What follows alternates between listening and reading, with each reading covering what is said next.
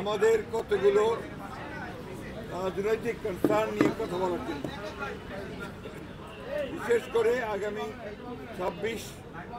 2026 ফেব্রুয়ারি মাসে যে জাতীয় সংসদ নির্বাচন অনুষ্ঠিত হবে, সেই জাতীয় সংসদ অনুষ্ঠানকে অর্থবহ, নিরপেক্ষ, সকলের কাছে গ্রহণযোগ্য করে দেওয়ার জন্য এই মুহূর্ত থেকে যেটা প্রয়োজন হচ্ছে অন্তর্বর্তীকালীন সরকারকে এখন কেয়ারটেকার গভর্নমেন্টের আদলে নিতে হবে। অর্থাৎ কেয়ারটেকার গভর্নমেন্টের তত্ত্বাবধায়ক সরকার সেই ভূমিকায় তাদেরকে যেতে হবে। সেই জন্য প্রথমেই যে বিষয়টির প্রয়োজন হবে তা হচ্ছে প্রশাসনকে পুরোপুরিভাবে নিরপেক্ষ একটা ধারণা জনগণের মধ্যে তৈরি করতে হবে। বিশেষ করে সেক্রেটারিয়েটে যারা এখনো আছেন, যাদেরকে চিহ্নিত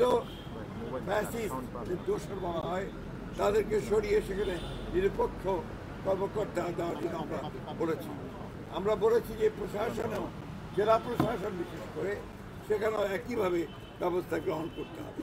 এবং আমরা কিছু কিছু কথা বলে এসেছি যেগুলো আমরা মনে করেছি যে তারা এখনও সেই পুরনো সরকারের, ফ্যাসিস্ট সরকারের স্বার্থ পূরণ করছে, তাদেরকে অপসারণের কথা আমরা বলেছি। আমরা সেই সঙ্গে পুলিশের নিয়োগের ক্ষেত্রে, বিশেষ করে যে সমস্ত আপনার নতুন করে নিয়োগ দেওয়া হবে বা আপনার পদোন্নতি দেওয়া হবে, সেই ক্ষেত্রে একদম নিরপেক্ষ অবস্থা নেওয়ার কথা আমরা বলে এসেছি। আমরা বলে এসেছি যে বিচার বিভাগে, বিশেষ করে হায়ার জুডিশিয়ারিতে এখনও যে সমস্ত ফ্যাসিস্টদের দোষর আছেন, তাদেরকে সরিয়ে সেখানে নিরপেক্ষ বিচার দেওয়ার ব্যবস্থা করতে হবে। যদিও এটা জুডিশিয়ারি ব্যাপার, তারপর প্রধান উপদেষ্টা যেহেতু সব কিছু দায়িত্বে আছেন, তার কাছে আমরা আমাদের সেই কনসার্নগুলো জানিয়ে এসেছি।